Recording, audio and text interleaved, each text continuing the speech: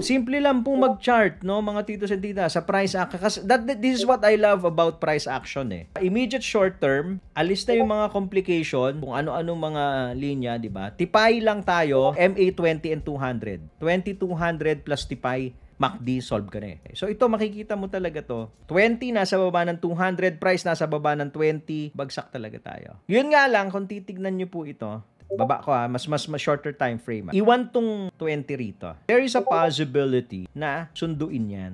Lagyan ko ng guide. Ito, gusto ko dito magsusupport yan. Kita nyo yung dotted line dyan. Uhitan lang natin yan. Galing kay Tipay. So this will be your immediate resistance. What are you going to do? Okay, pagka ganyan po. Once na tumama dyan, yung price, okay, and may nagkaroon ng tipay sa area na yan, that is your cue, okay, to enter short.